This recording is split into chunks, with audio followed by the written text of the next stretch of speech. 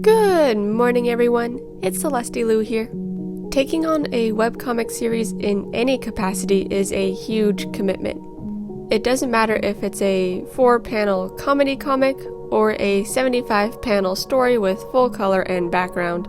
Both are going to require quite a bit of perseverance to keep producing.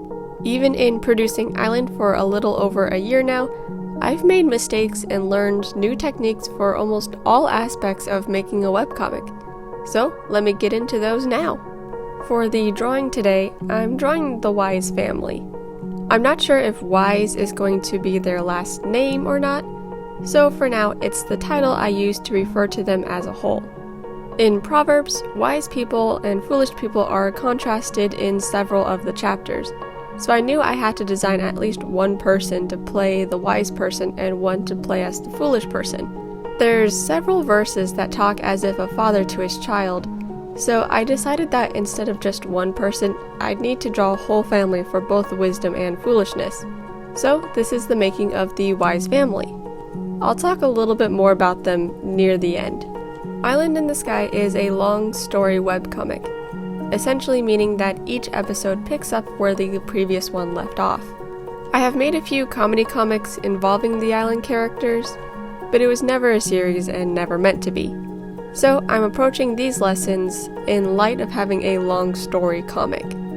The first thing I learned was just how important scripting and planning was. Before summer 2020, I was actually going to make Island into a book trilogy. So for book 1, renamed to season 1, I already had it scripted out. All of the base dialogue and actions were already written in a Word document that is 113 pages long. I cannot begin to express how much stress the script has saved me from. Because the script is there when I'm thumbnailing each episode, I can estimate where the episode will end and adjust the episode if there's a natural break in the script. For example, in last week's Island, episode 36, the episode is 30 panels long instead of its normal 24 because there was a natural and significant break in the script that I wasn't quite able to get to in 24 panels. So I added 6 more and that did the job beautifully. I can also see how far I get with each episode. With 36 episodes, I just passed page 56 in the script, so we are now halfway through season 1. But if I didn't have that script, I wouldn't remember all of the nitty-gritty details that I honestly didn't want to write, but had to be there to move the story forward. The story would be subject to change depending on what I think would be cool as I'm thumbnailing. So this script has kept me on track and saves me so much time and mental energy as I'm starting another episode. I know that planning may not be for everyone, but it does help if the story you want to tell has a lot of little connections that need to be kept track of. I highly recommend planning and/or scripting. Pacing of the episode is another thing that I've learned and that I'm still needing some practice on. For me, I find that panels with dialogue move a lot faster than panels without dialogue. When I'm reading through an episode, I look at the drawing just long enough to see who's talking and what expression and emotion they're conveying, then I read the dialogue and move on to the next panel. When there's no dialogue, I find that I slow down to really look at the drawing and be in the moment with that character. At the end of episode 36, the lights turn out and for 2 panels Preston settles in, sighs, and closes his eyes.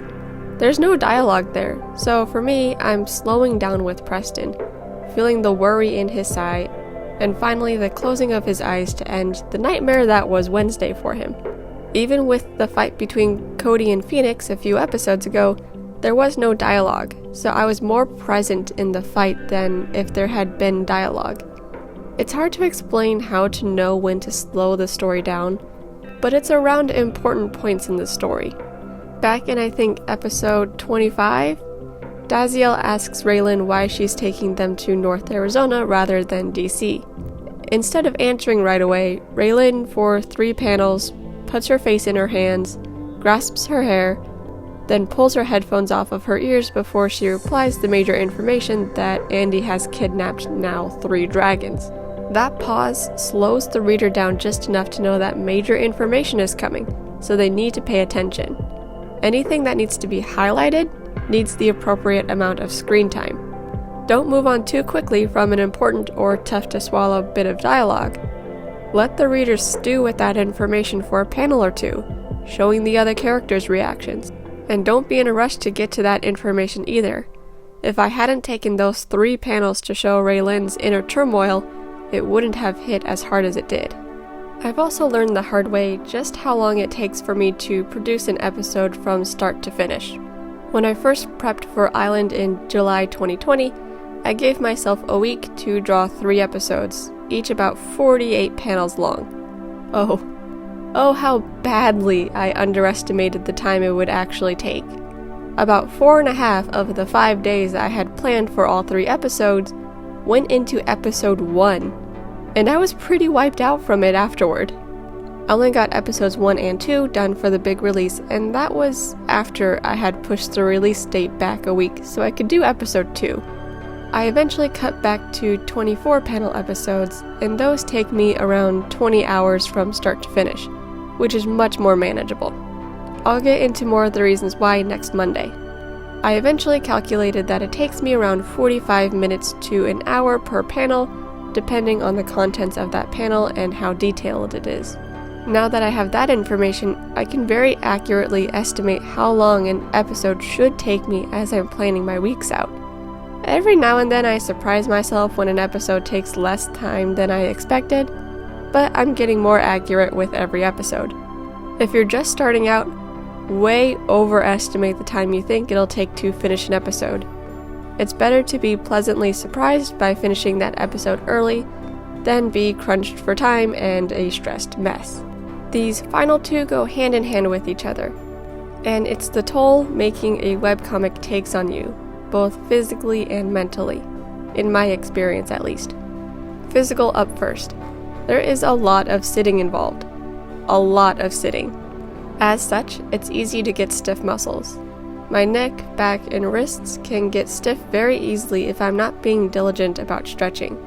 I'm also saying this to myself when I say that having both a stretching routine to loosen those muscles and an exercise routine to strengthen those muscles would be beneficial in order to prevent any injuries from prolonged sitting.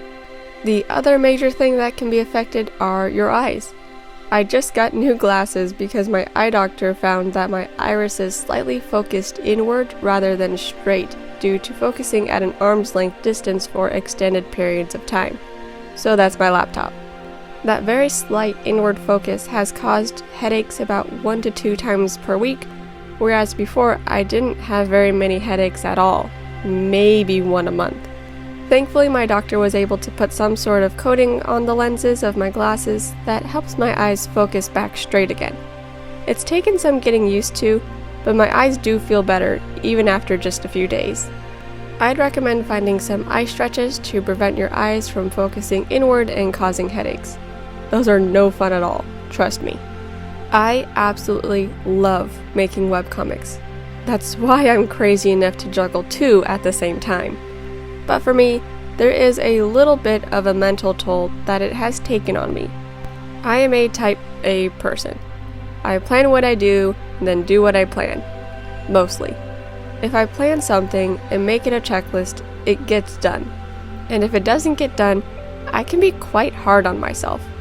That's the kind of personality I am, and this is what I struggle with sometimes. I very rarely want to just draw my island characters for fun now. But at the same time, they're comfortable and easy for me to draw. So while I love them and love drawing, I honestly don't draw too much outside of the webcomic now. And when I do, I feel a bit guilty that I'm not working on the comic.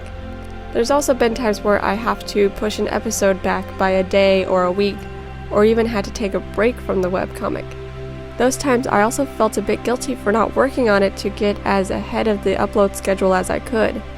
I've worked through it now, so I don't struggle with that as much now, but it crops up every now and then, especially if I'm stressed and have other projects due. I got over this by having to essentially give myself permission to let an episode be late, or to take a break when I needed it. And the few times that I couldn't tell myself that, but I know I needed it, I asked my mom to tell me to take it easy and that it was okay if an episode didn't get done by my timetable. So while this isn't a major hindrance now, It wasn't something I expected when I first started, so just be prepared for that. That's pretty much it. I'm looking forward to next Monday where I talk about an upload schedule, as I've done a lot of tweaking to mine in the past year. So, back to the drawing. I wanted this family to remind the viewer of the character Wisdom, so I gave the family similar characteristics from Wisdom, namely the similar colored hair and the ruby color from Wisdom's eyes. There's a couple of verses saying that Wisdom is more precious than rubies, so that's the color that I associate with Wisdom, and therefore the color I gave to the family to use throughout their outfits. As far as their names go, I used a random name generator for the wife, son, and daughter, and picked the names I thought fit with the character. A fun fact about me is that every story I write has to have a Michael in it in some capacity. Michael is my absolute favorite name, so there has to be one in every story I write. So far I'm 3 for 4, or with Crossroads 4 for 5. Island has Michael Wood, Summer Internship has the Archangel Michael, Crossroads has this Michael, and a short story I wrote for school a few years ago titled A Feast Fit for a King had the Prime Minister be named Michael. Only Hacked In does not have a Michael, but Hacked In is basically 3 characters and half a scene currently being held together by duct tape, so it'll get there.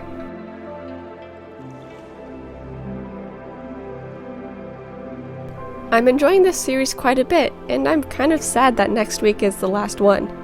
But that means I can make other stuff now too, so I'm excited. Here's my references for the Wise family. I'm looking forward to drawing them more. I hope you found this video insightful. It was good for me to reflect on the lessons I've learned from Island, and figure out how to apply them to both future episodes of Island and now Crossroads.